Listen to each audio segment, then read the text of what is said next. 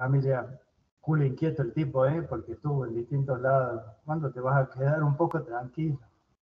Pero bueno, fue así que realmente conseguí estar con personas que realmente formamos grupos de trabajo tan importantes que en realidad este ciclo de charlas y de conferencias le voy a pedir a Flor que lo lea porque lo leí 10.500 veces al título y como no soy geólogo, seguro que cuando diga análisis de propiedades petrofísicas en lodolitas orgánicas aplicando física digital de roca, en un caso del Valle Medio, Magdalena, Colombia. Salió Flor. Bravo.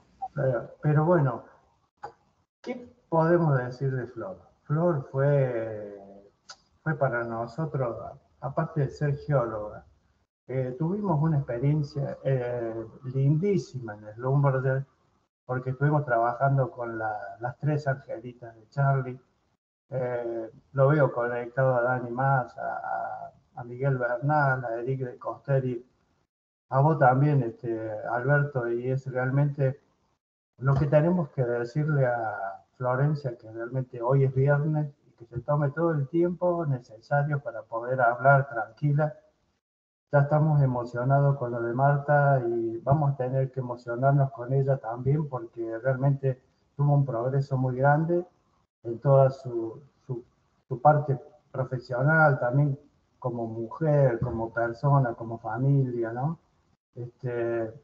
Así que después de Slumbers en el 2007 se me fue YPF y yo me fui con ella ahí a YPF. Así trabajamos con integración de electrofacies. Bueno, después se me fue a Baker y ahí a Baker no la pude seguir, entonces le pedí a Ángel López o al Bucci que la acompañara un poco, ¿no? También en su desarrollo. Y bueno, está trabajando con no convencionales, está haciendo proyección de campos maduros, recuperación secundaria, características de acuífero, análisis de riego, estuvo en certificación de reservas. Entonces, bueno, Flor, tómate todo el tiempo, hoy es viernes, hagamos todas las cosas tranquilas, tomémonos este tiempo. Hay mucha gente que admira, yo pedí para particularmente poder ser moderador porque realmente es una gran satisfacción a la gente que ha estado trabajando conmigo y que en realidad todas esas cosas que ha leído Marta, realmente son ustedes parte de eso porque todos los trabajos que hemos hecho los hemos hecho en función de lo que han trabajado ustedes en cada una de las cosas. Así que tranqui, vamos a leer las preguntas, la vamos a leer en cordobés y en jeringoso también, así que Flor, tomate tiempo, tranquila y vamos a disfrutar de algo que yo creo que va a ser muy lindo porque por ahí estamos un poco invadidos de vaca muerta, ¿no? Esto nos va a venir bien. Bueno, buenos días a todos, gracias. La verdad que todo me queda grande, todo me queda grande. Gracias Marta también por el espacio para Edu. Edu se lo remerece, es un pionero, un padre de la petrofísica para todos. Eh, Nada, gracias también a Alberto Ortiz, a Eric de Coster, a un montón que también fueron y siguen siendo referentes para mí, padre de la petrofísica, de la geología, así que no, todo me queda muy grande y es muy emotivo y yo estoy súper agradecida por el espacio, por el cariño, y por la paciencia, ¿no? Y disculpen que hayamos tenido que reprogramarlo, pero tuve unos viajes y se me complicó un poquito.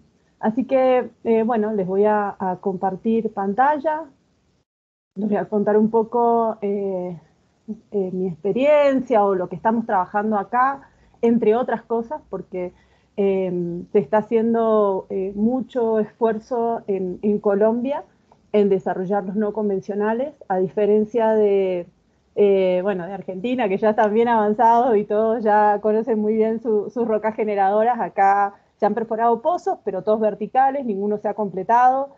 El año que viene esperamos poder perforar nuestro primer pozo, nuestros pilotos, el primer pozo piloto con su rama horizontal y su completamiento con fracturamiento multietapa. Hay mucho trabajo, el equipo en este momento trabajando no solo en el piloto, sino en todos los, digamos, no solo en el pozo horizontal, sino en todos los requerimientos para que nos habiliten licencias ambientales, etcétera, y por eso yo les voy a pedir de su colaboración para que digamos, no tomen imágenes. Si bien ya todo esto está publicado, esto en realidad es parte de un trabajo que ya se hizo. Nosotros ahora estamos trabajando, arrancamos de nuevo con esto, pero los resultados no se van a presentar aquí. Esperamos poder presentarlos en la Conexpro si aceptan el resumen. Bueno, esto es un poco la agenda del día de hoy, para ya entrar en el tema. Un poco el flujo de trabajo, voy a explicar el flujo de trabajo, digamos, por qué estamos adquiriendo esta tecnología o física digital de rocas específicamente en las lodolitas cretácicas del Valle Medio de Magdalena, y bueno, una descripción del análisis del sistema poral, de la textura que vemos en la materia orgánica, permeabilidad y la comparación de algunos resultados que obtuvimos con estas metodologías con otros análisis de laboratorio antes de pasar a las conclusiones. Entonces, bueno, el flujo de trabajo que aplicamos en este ejercicio es el flujo de trabajo propuesto por una compañía de servicios.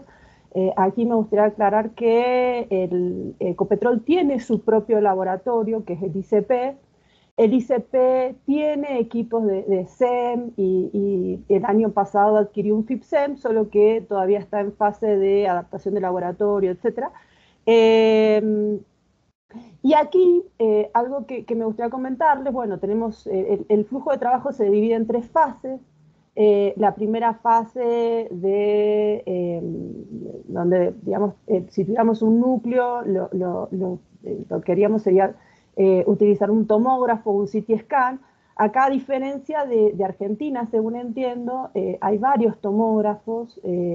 Tenemos el del laboratorio de Stratum, que antes era Werford, el Corlab, la UIS, el laboratorio de la UIS, la Universidad Industrial de Santander tiene un tomógrafo que permite obtener una curva de densidad y de número atómico. Entiendo que en Argentina solo tienen los tomógrafos que hay disponibles, son los de los hospitales y que pueden obtener solo densidad.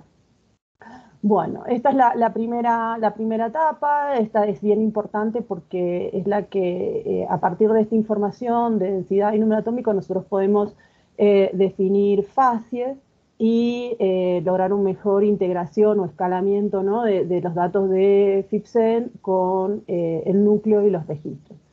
En la etapa 2 es donde se utiliza el microscopio electrónico de barrido, el SEM. Nosotros entonces de ese núcleo lo que hacemos es cortar unos taponcitos, o en el caso de que no tuviéramos núcleo y estuviéramos trabajando también con testigos rotados, los sidewall core, podríamos de una sección, de una tapita, obtener una imagen SEM. En este caso es conveniente también correr microCT o adquirir microCT de esas muestras antes de pasar al análisis de SEM. Entonces, de esas, primero tenemos una muestra de milímetro y sobre esa vamos tomando distintas muestras, hasta 5 muestras, como se ven aquí, por sección. Y finalmente, en la etapa 3, de estas muestras se toma una submuestra, que es en la que vamos a correr el FIPSEM para los análisis o los cómputos de permeabilidades relativas o absolutas, y sí, principalmente. Entonces, la primera etapa, bueno, lo que mencionábamos es que con estas curvas de densidad y de número atómico obtenidas en el núcleo, nosotros podemos ya separar en un crossplot distintas poblaciones, ¿no? Y entonces, en este sector vemos que tenemos un dominio silicio, de materiales silicios, A medida que baja la densidad en este sector, tendríamos el dominio silicio de mejor porosidad o también con contenido de materia orgánica. Y en este otro dominio tendríamos, que es el calcáreo, aquí donde aumenta la densidad, menor porosidad y mayor porosidad. Para la entonces la fase 2, como les mencionaba, es donde adquirimos las imágenes de alta resolución con el microscopio electrónico de barrido. El microscopio, digamos, se distingue en que en lugar de utilizar un haz de luz, se utiliza un haz de electrones.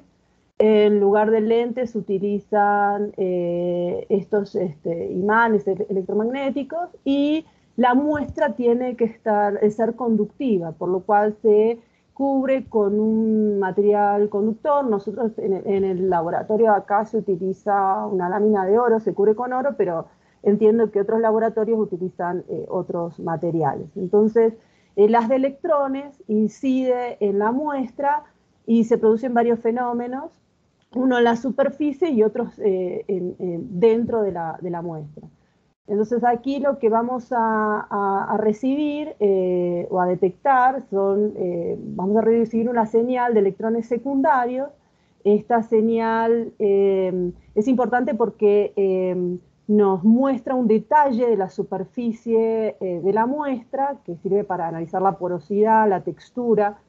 Y luego vamos a tener otra imagen producida en otro campo, justamente por lectura de estos electrones retrodispersados, que se leen en otro campo de energía diferente, y ya nos van dando información sobre el interior de la muestra.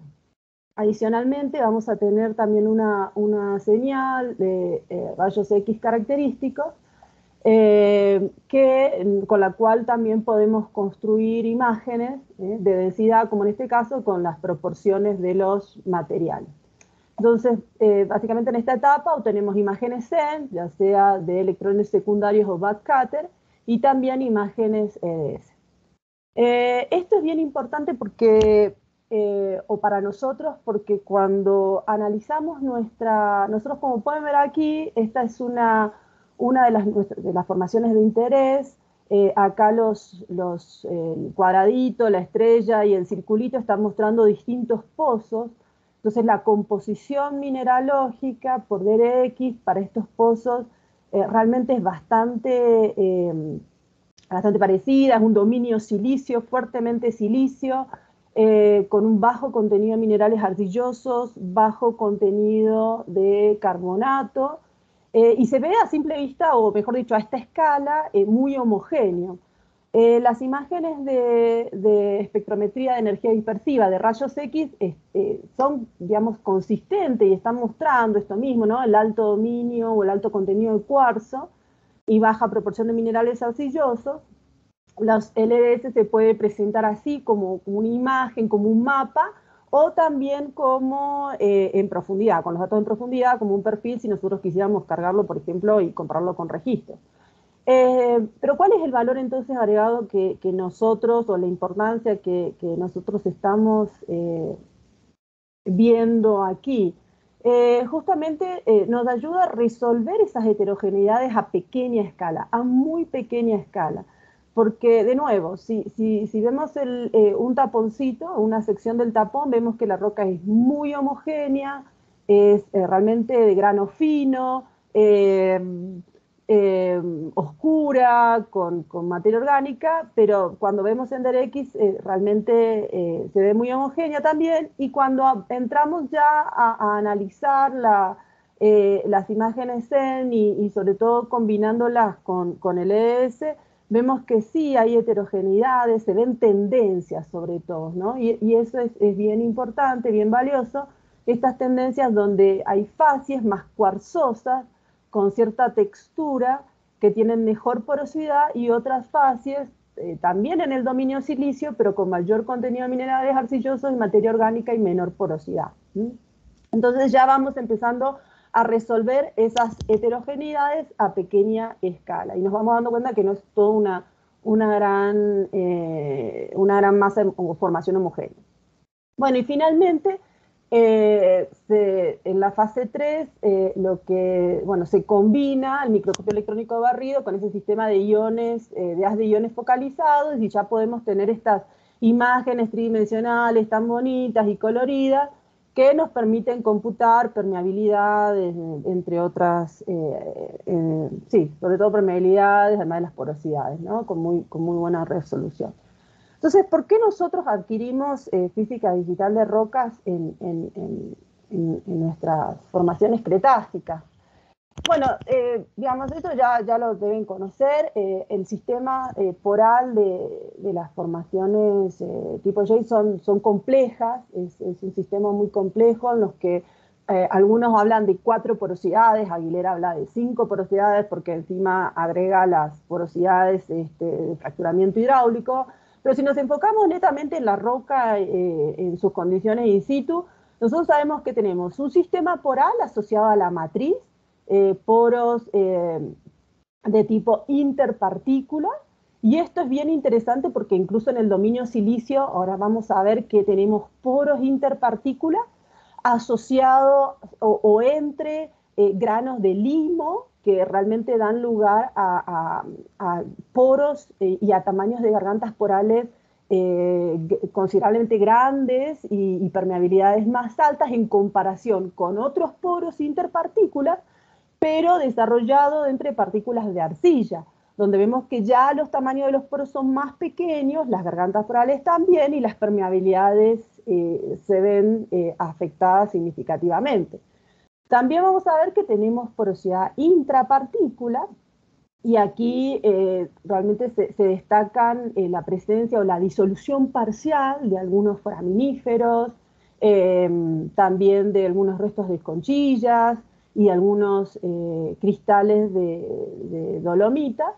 Y hasta aquí todo lo que estamos viendo es muy similar a los yacimientos convencionales. Aquí la diferencia el sistema se empieza a complejizar cuando agregamos o adicionamos los poros asociados a la materia orgánica. Y estos son bien importantes porque son poros que se van produciendo durante la transformación del querógeno en hidrocarburos, son poros que suelen estar saturados de hidrocarburos. Ustedes, seguramente los que están trabajando esto ya lo conocen. Pero, y adicionalmente tenemos las poros o la porosidad asociada a la fractura. Yo aquí lo que quiero destacar, o el valor que nosotros les encontramos, es que estamos en una fase, como dije anteriormente, de exploración, todavía no tenemos ningún pozo productor, no tenemos productividad, y cuando, pero nuestro trabajo a veces nos piden, ¿no? Nos piden prognosis, nos dicen, bueno, y realmente vamos a tener un corte de agua alto, vamos a tener bajos, y hay mucha incertidumbre al respecto, y de alguna forma esto nos permite entender el sistema poral y encontrar un análogo. Si nosotros, por ejemplo, tuviéramos un dominio, encontramos que tenemos un dominio de poros asociados a la materia orgánica, y estamos, no sé, en ventana de gas, por decir algo, bueno, nos vamos a aparecer algún tipo de yacimiento, nos podemos comparar con alguien. Si de repente tenemos un dominio de porosidad interpartícula, ya podemos pensar, y de repente encontramos que una cierta similitud con Woodford, con Permian, bueno, ahí podemos pensar en un corte de agua diferente, y esa es al final la intención, ¿no? del ejercicio. Entender, desglosar el sistema poral y la identificación de análogos.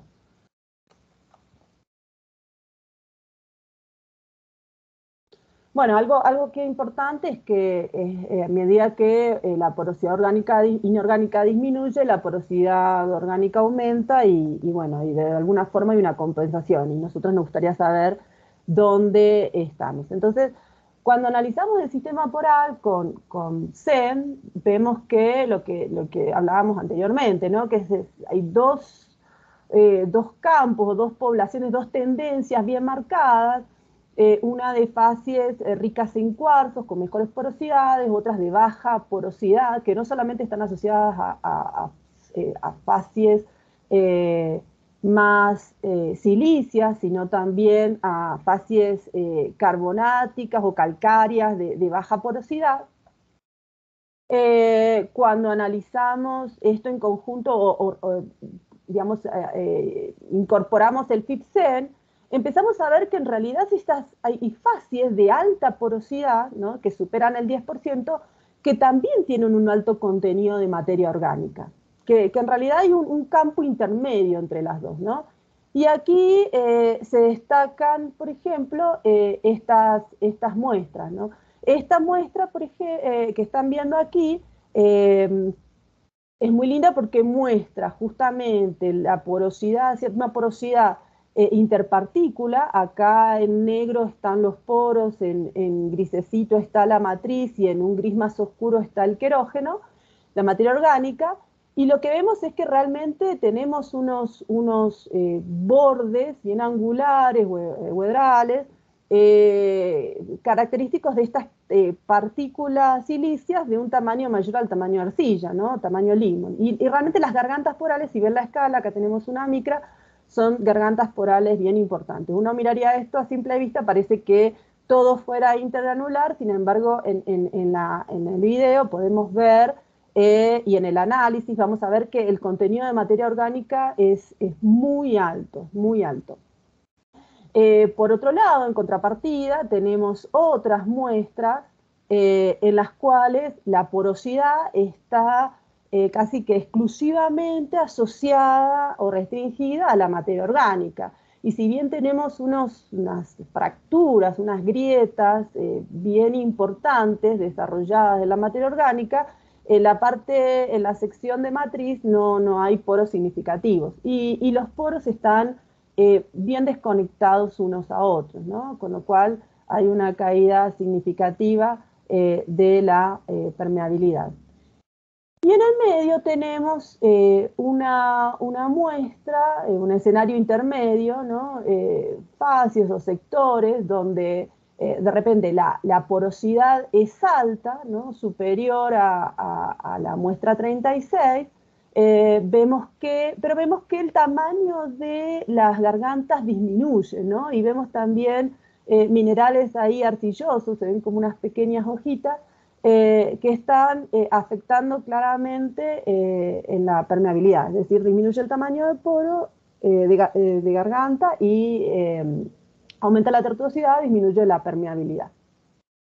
Entonces, lo que estamos viendo aquí en estos triángulos de Lowe que definió en 2012, vemos que tenemos muestras, de la muestra, por ejemplo, 40, en el que la porosidad está prácticamente asociada directamente al sistema de materia orgánica.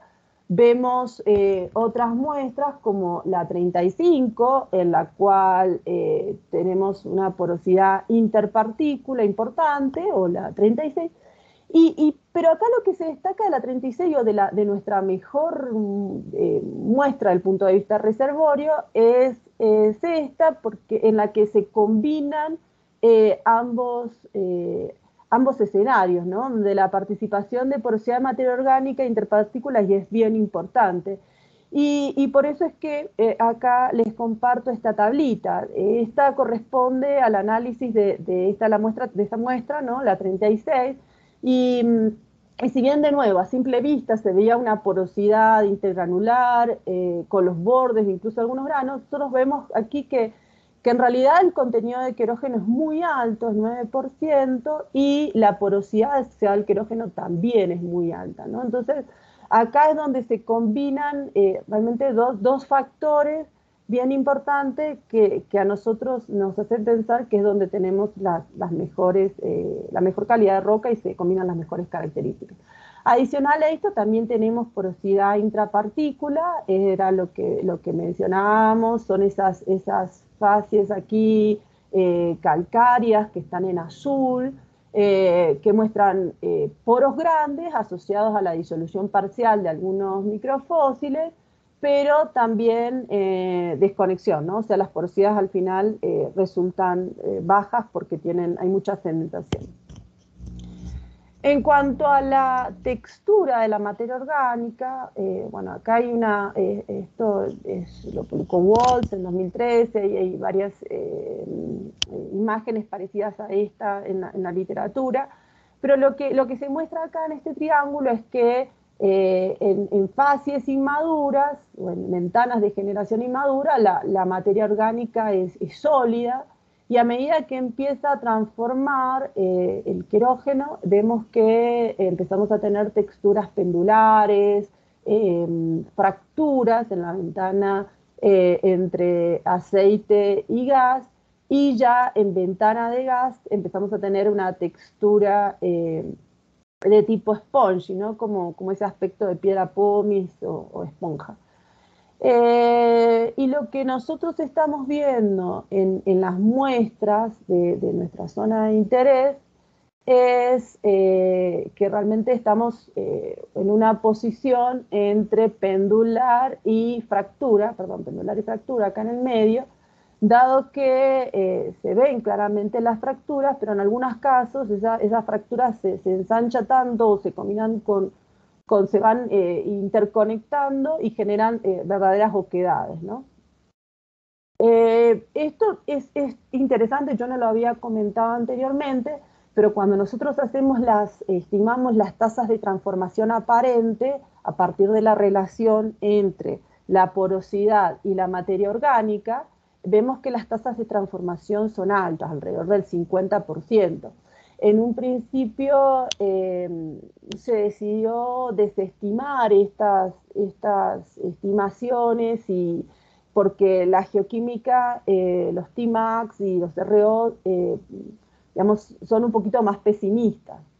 Y de nuevo, nosotros no tenemos información de producción o dinámica como para poder calibrar estas asunciones. Entonces, se dejó de lado, sin embargo, este año se hizo un ejercicio de cinética multicomponente, y disculpen que no lo presente por una cuestión de permisos, pero ese resultado de cinética multicomponente lo que nos mostró es que realmente, si bien la geoquímica es un poco pesimista, la calidad de la materia orgánica amorfa y la cantidad de materia orgánica resultan suficientes y de buena calidad como para permitir que la roca comience a generar y a transformar aún en ventanas muy maduras.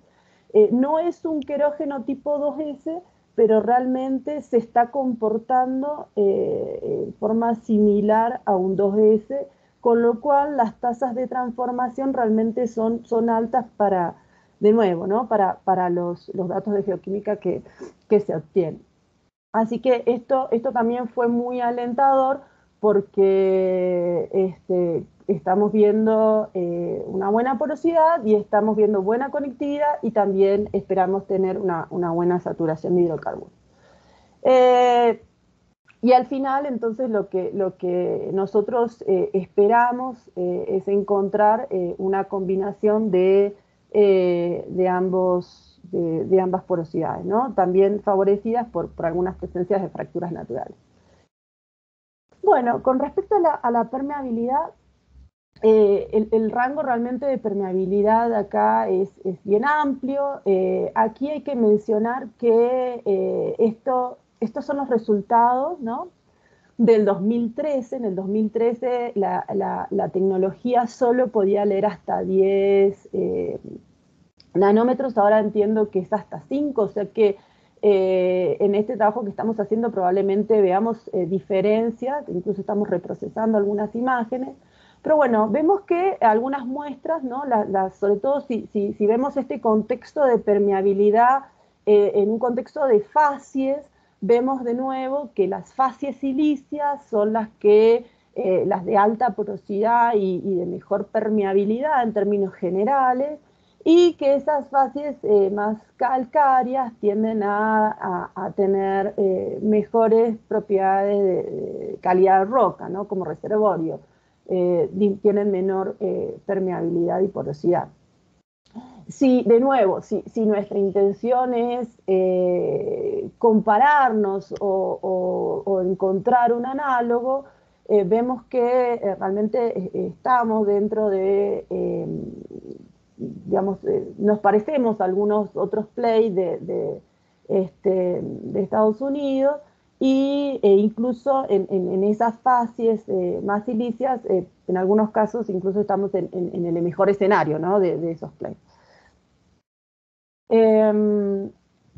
Y de nuevo, también importante entender digamos, dónde tenemos las permeabilidades, poder asociarlo a una fase, pero también a una textura, ¿no? Eso es bien importante para nosotros. Y cuando comparamos con otros laboratorios, bueno, acá tenemos de estas muestras, algunas de ellas, bueno, silicias, otras calcáreas. Tenemos para la misma muestra, la misma profundidad, se han obtenido inyección de mercurio y se le ha realizado el análisis por petrofísica digital. Y lo que vemos aquí es que en términos generales las tendencias se mantienen, ¿no? Sobre todo en las fases silicias. Bueno, hay algunas excepciones, pero en términos generales las tendencias se mantienen. Donde vemos que hay una discrepancia bien marcada es en las fases carbonáticas. Y realmente acá viene el tema del muestreo, ¿no? Digamos, yo aprendo mucho de referentes de Argentina, y uno de ellos, Alberto, que siempre habla del tema del escalamiento, y me encanta la imagen que él pone con la ciudad de Buenos Aires y el tamaño del núcleo, y que realmente estas imágenes son como la aceituna en el platito del barcito de por ahí, de Barracas, y realmente es así, hay un problema de escalamiento. Entonces el muestreo tiene que ser muy a conciencia, y cuando estamos muestreando para FIBSEM, para permeabilidad, tenemos que ser muy conscientes de que esa muestra realmente sea representativa del entorno, lo más representativa posible del entorno. Entonces, estamos viendo que, por ejemplo, aquí en la muestra 36, en el dominio silicio, esta muestra, de alguna forma, quizás, digamos, representa, ¿no? lo que está pasando en las afueras. En la muestra 37, en el dominio calcáreo, también, de alguna forma, esta muestra puede representar, ¿no? lo que está el entorno, la muestra más grande. Sin embargo, cuando nos vamos a esta muestra 39, y recuerden que estas muestras son de dominio calcáreo, de baja porosidad, realmente tomamos la submuestra en el área donde se concentraba toda la porosidad. Y el resultado ahí, claro, no es representativo del todo, ¿no? Porque estamos viendo que en el entorno la roca es muy apretada, puede haber algunos poros grandes, pero en términos generales es muy apretada, y cuando nosotros comparamos este resultado con un resultado de inyección de mercurio, realmente sí, se nos da vuelta todo, ¿no? Entonces, eso es como para tenerlo en cuenta, y es parte de nuestras lecciones aprendidas.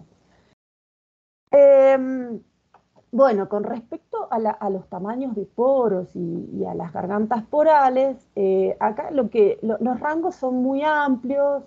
Realmente yo creo que, por ejemplo, lo de física digital de rocas, ahora en el nuevo ejercicio, o en este ejercicio que estamos haciendo ahora, va a cambiar, puede cambiar un poquito, justamente porque tienen mejor resolución, etc. Pero algo que me gustaría mencionar, y es que mientras que la inyección de mercurio nos muestra una distribución bimodal, no estamos viendo, la física digital de roca no está mostrando esa bimodalidad, ¿no? Y eso es algo a tener en cuenta, ¿no? Algo en lo que estamos trabajando, y en lo que vamos a seguir trabajando para tratar de encontrar mejor representatividad.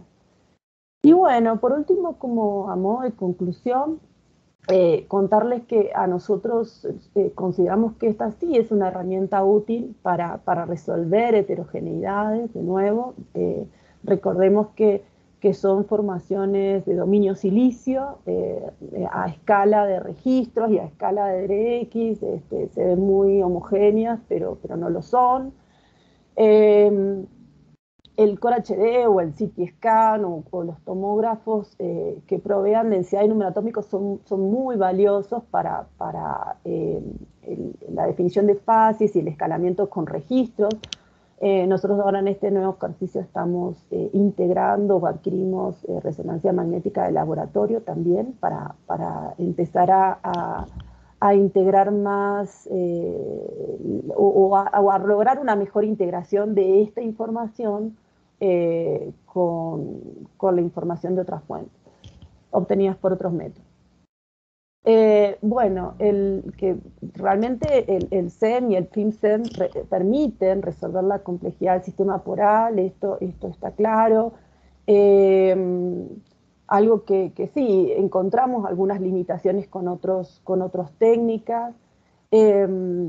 Nosotros de nuevo ahora estamos avanzando en la definición de los rock typing, integrando registros y datos de laboratorio. Bueno, destacar y mencionar que no reemplaza otras técnicas. Esto es una técnica complementaria para poder entender mejor el sistema poral y las zonas más prospectivas, porque a veces uno por otros métodos ve una nube de puntos, ve mucha dispersión y eso es una dificultad y una problemática a resolver. Es una herramienta, consideramos que también es útil para definir análogos, para cuando vamos trabajando, sobre todo cuando veíamos los sistemas porales y en esta situación en la que nos encontramos en que no tenemos mucha información todavía de pozos. Y importante también para la representatividad en las muestras, ¿no? Eso que observábamos de que si bien vamos a notar diferencias porque los métodos de laboratorio son distintos, tienen distintas asunciones, distintas tecnologías, etc., hay que, cuando hagamos esos muestreos en FIB-SEM, hay que ser muy conscientes de que si los vamos a integrar después con otras técnicas, de que sean representativos de las fases, ¿no? Sobre todo. Y bueno, finalmente agradecerle realmente al equipo de la SPWL Argentina, realmente mucho cariño les tengo a todos, mucho respeto, mucha admiración, muchas gracias por la invitación, por el espacio, agradecerles también al equipo de Ecopetrol, de la BNC, y al equipo del ICP también de Ecopetrol, ¿no? Y agradecida eternamente con todos los referentes de Petrofísica Argentina que realmente han sido mentores para mí y un gran ejemplo a seguir siempre. Bueno, y abro el espacio de preguntas. Espero que no se hayan dormido al menos, porque es viernes y porque estamos cansados. Por ahí, bueno, quizás tenían otra expectativa, espero poder compartirles algo digamos, algo nuevo en la Conexplo, si entra, y bueno, muchas gracias otra vez por el espacio y la atención. Gracias.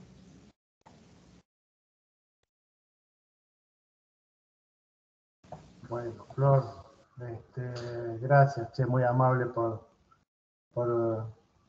tu tiempo, porque sabemos que es dificilísimo lo que estás haciendo desde el punto de vista que la operativa te tiene enloquecida, y que también ha habido cosas relacionadas a... ¿Por qué no nos comentas un poquito los tiempos también que has tenido respecto del adelanto de los pozos? Eso es importante. Aparte, Marta te pregunta si han hecho algún ejercicio de comparar las permeabilidades, pero bueno, más que más, anda comentándonos ahí cómo avanzó tu tiempo de pasar de un año a medio año. Entonces, Vale. también es bastante poco probable, ¿no? Dale, es muy No, importante. no.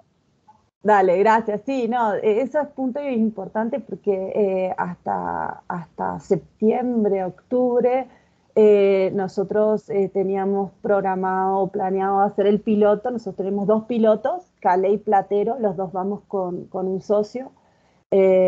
Y teníamos proyectado Platero para enero del 2023 aproximadamente.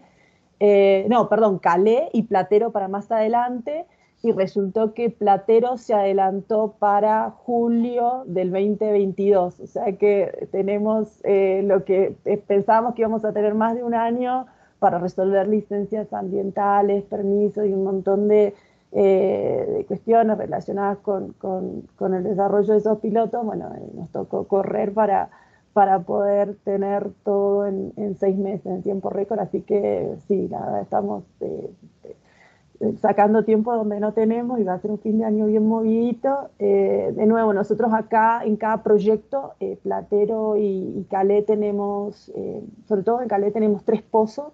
Va el pozo productor, que es el pozo que va a la sección cretácica, que tiene su rama horizontal y su fracturamiento, pero también hay 2 pozos, uno que es captador de aguas, porque la intención acá es que se pueda probar que se utilizan aguas que no compiten con el consumo humano, que son de uso no aprovechable. Entonces estamos haciendo un estudio de captación estudio de aguas para el pozo captador, al cual también estoy involucrada. Y después hay otro proyecto, bueno, está el pozo inyector, porque realmente el fluido después de la fractura se va a inyectar, se va a disponer en unas formaciones que acá son productoras, Colorado, Mugrosa.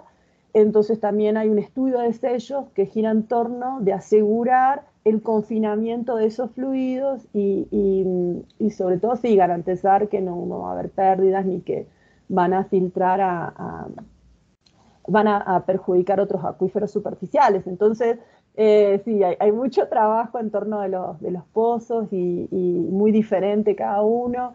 Es buena la pregunta de Marta, muy buena la pregunta, porque realmente nosotros con permeabilidades, cuando analizamos los datos del laboratorio, vemos que hay una dispersión muy grande, y eso se debe a que el ICP también ha tenido su curva de aprendizaje y de adquisición, ¿no? Los primeros análisis no tenían los equipos adecuados para analizar no convencionales, y entonces también tenemos datos de distintos laboratorios, y claro, algunos son análisis hechos en muestras de roca molida, otros en plaque.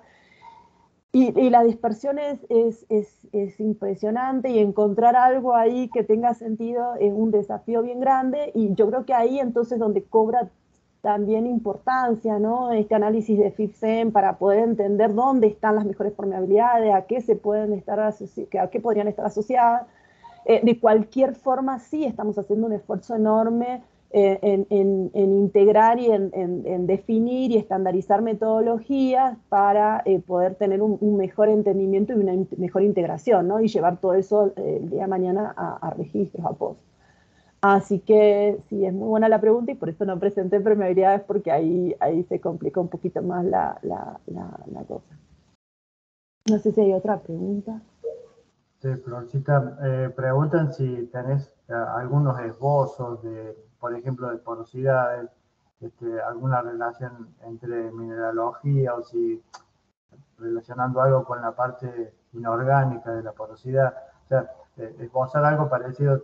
¿Tenés algo de perfiles que pudiera condecir o dar una idea en dónde estás con respecto a las cosas del laboratorio, ¿no?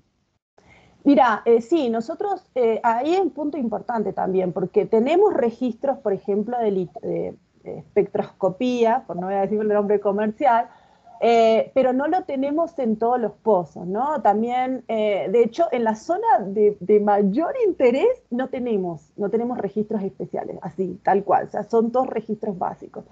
Entonces, este año hemos hecho una campaña de análisis de ripios, y en esos ripios con un muestreo de cada 15 pies, entre 10 y 30 pies, dependiendo del pozo y la disponibilidad, ¿no? El material de ripios que tenían preservados, a los que le hemos hecho XRF, DRX. De hecho, el año pasado se adquirió el equipo de XRF, es un equipo nuevo, y también formó parte de hacer todo este análisis, probar el equipo, desarrollar la metodología y todo para los pilotos. y hemos avanzado más en el tema de la mineralogía, los componentes, los elementos, identificar marcadores, tratar de relacionar algunos marcadores y algunos cambios mineralógicos sutiles con algunos indicios de mayores contenidos de materia orgánica o condiciones redox que de repente puedan mejorar el potencial. Estamos trabajando realmente en eso.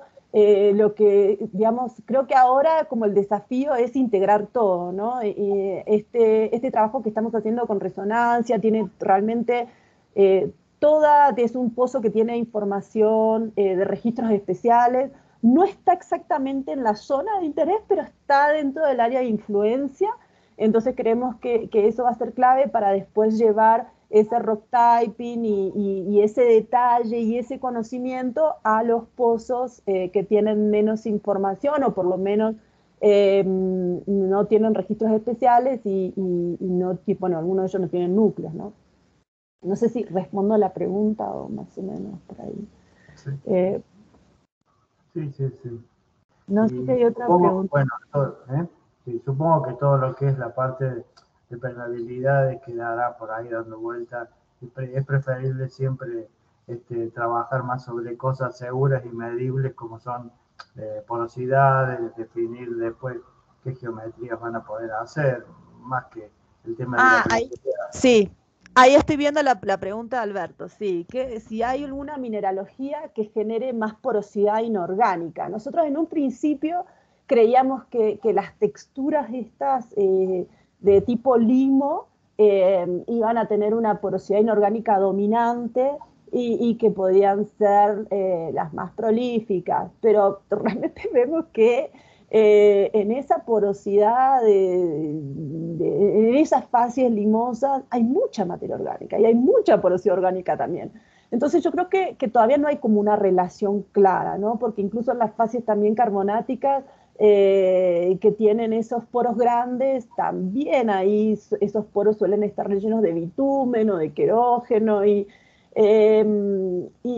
sí, todavía no hay una relación directa, quizás cuando integremos la resonancia magnética de laboratorio y quizás terminando de combinar con otras métodos podamos encontrar una discretización más pronunciada, ¿no? De inorgánico y orgánico. Hoy lo que vemos es que realmente podemos tener una muy buena porosidad inorgánica y porosidad orgánica en la misma muestra. Y es algo medio complejo, ¿no? Por ahí, pero bueno, por ahí vamos, por ahí vamos. Ojalá lo podamos tener pronto. La verdad yo no sé tampoco si es malo, ¿no?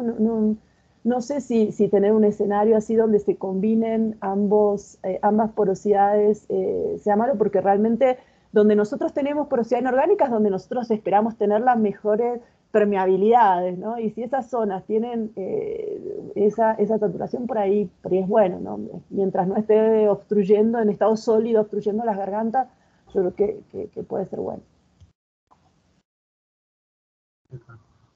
Mario pregunta si tuviste posibilidades de tomar muestras y esas muestras de alguna u otra manera pudieran estar conservadas para el fluido que tengas, ¿no?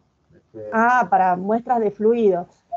Eh, Realmente hay algunas, pero digamos, los resultados son polémicos. Se han hecho en algunos pozos que incluso tenían fracturas naturales y que mostraban alguna producción por fracturas naturales, porque esto de nuevo, ¿no? Estas formaciones son como vaca muerta, pasaron 1000 pozos por ahí.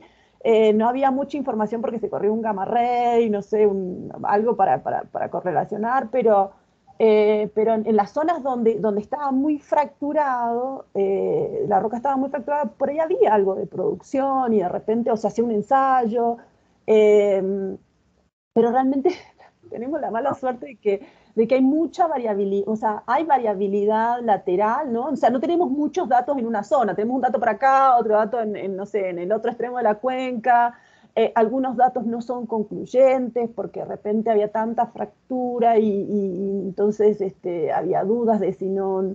si no había migración. Bueno, ese es el problema que tenemos, ¿no? Realmente resolver el tipo de hidrocarburo que vamos a esperar es una incógnita, un desafío.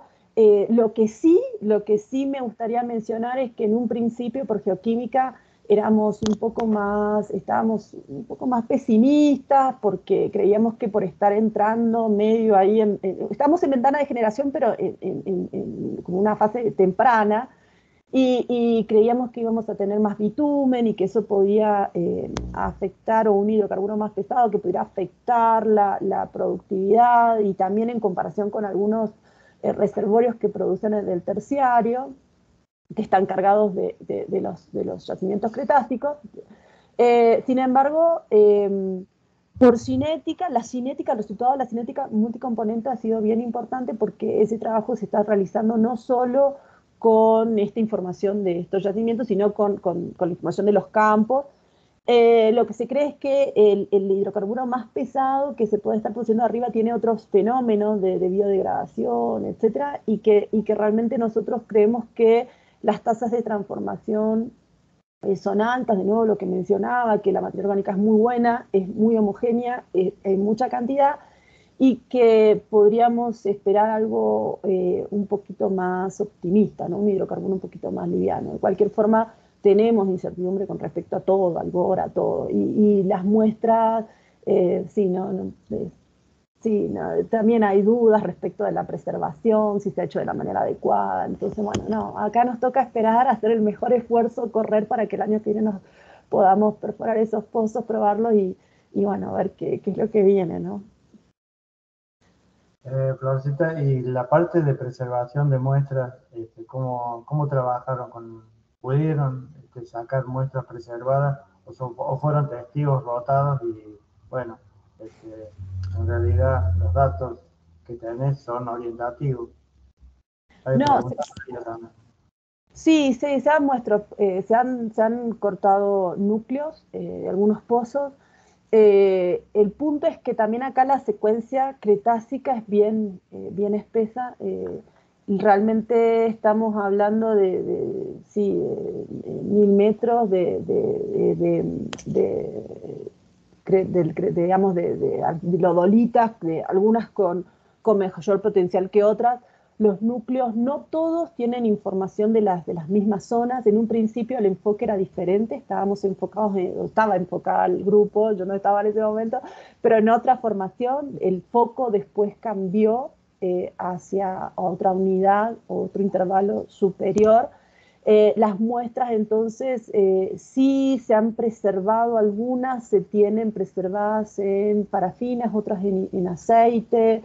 Hay distintos tipos de preservación, han sido bastante cuidadosos con eso, pero igual yo creo que acá lo que yo no te podría asegurar es si esas muestras se han cortado, por ejemplo, algunas se han cortado, esas, ¿no? Te digo, del núcleo se han cortado algunos rotados que se han preservado de esa forma. Ahora, si el rotado, o sea, ese pequeño taponcito que se cortó el núcleo, se cortó con agua, que es el método de laboratorio, ya ahí hay una alteración de la muestra. Entonces yo ahí realmente no te podría decir, digamos, si es la mejor preservación. Yo creo que se hizo con lo que se tenía, con las herramientas o con las técnicas de laboratorio que se tenían disponibles, en el mejor esfuerzo por preservar la roca y hacer análisis. Pero sí, siempre hay algunas dudas, limitaciones, ¿no? De los equipos. Y eso, bueno, de alguna forma al final te impactan en los resultados. Entonces, por eso es que uno siempre está ahí como dudando un poco, o cuando de repente ve una muestra con un resultado que no resulta eh, muy razonable, no sé, o muy convincente. Pero sí, bueno, igual se tienen algunas muestras. Y se ha hecho el ejercicio de permeabilidades relativas con física digital de roca. Yo no lo mostré porque a veces uno no tiene mucha información contra qué validar eso hoy en día. Y creo que lo que más interesante es que uno puede, y lo que hablaba con Claudio los otros días, Claudio Naide, esa versatilidad o ese abanico de opciones, ¿no? Que uno puede mostrar mojar la muestra con un fluido, con otro, y plantear un abanico de posibilidades, y eso también es bien valioso, ¿no? Para plantear escenarios. Así que, bueno, no sé si respondí la pregunta, ojalá que sí, y bueno, si tienen otra pregunta, encantada. Florcita, más o menos para poder ubicarnos un poco sin que nos llegues a dar información confidencial, porque las profundidades, más o menos dijiste 1000 metros de espesor, Sí, más o menos con qué problemas operativos te podés llegar a encontrar. bueno, es muy buena la pregunta, Edu, porque en realidad nosotros estamos acá para esta formación en particular y en los sectores de la cuenca en lo que los pretendemos desarrollar, se pretende desarrollar. Estas formaciones se encuentran aproximadamente a 10.000 pies, ¿no? De profundidad, 3 kilómetros aproximadamente, 3.000 metros. Algo similar a Vaca Muerta. Entonces, nosotros no creemos que eso genere haya un inconveniente de algún tipo con respecto al desarrollo, porque es lo estándar.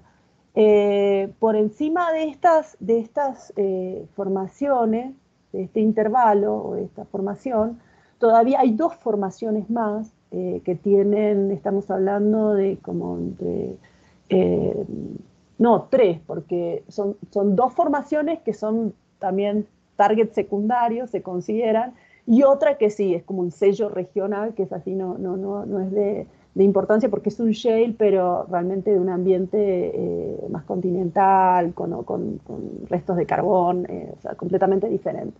Pero entre todo, sí, tenemos a ver, más o menos 500, 1000, sí, sí, por encima de eso tenemos como entre 500 y 1000 pies de espesor de otras arcillolitas, y por debajo tenemos también otras formaciones. Esta formación anteriormente se consideraba parte de la formación La Luna, ¿no? Acá es interesante porque está La Luna, y La Luna está en el César Ranchería, La Luna está en la cuenca del Catatumbo, y La Luna está en el Valle Medio, ¿no? Es como si dijéramos que Vaca Muerta está en el Cuenca Cuyana, Vaca Muerta está en la cuenca del Golfo, y Vaca Muerta está en la cuenca neuquina. Vaca Muerta está en todos lados. Acá pasa lo mismo con La Luna. La Luna está en todos lados, pero La Luna es muy diferente en la cuenca del Catatumbo y en el César Ranchería, porque ahí sí se ve continuidad con la cuenca del Maracaibo y es de mayor contenido carbonático, ¿no? Dominantemente carbonático, mientras que acá se ve con un contenido dominantemente silicio, con otro dominio, otra fase, realmente es otra roca. Y entonces lo que se propuso y lo que se está trabajando actualmente es en una actualización de la nomenclatura, ¿no? Que realmente se redefina esta sección cretácica, porque es muy diferente a lo que se definió, a lo que está definido como la Luna en otros sectores, y que realmente es lo que la continuación, ¿no? de la formación de la Luna de Venezuela. Así que, bueno, de ahí que estamos también trabajando en eso, en la nomenclatura y en la redefinición de estas unidades, porque son bien diferentes. Y bueno, y ahí lo han podido observar, ¿no? De alguna forma que es un dominio altamente silicio. ¿Te dejamos tomar agua, Florcita? Sí,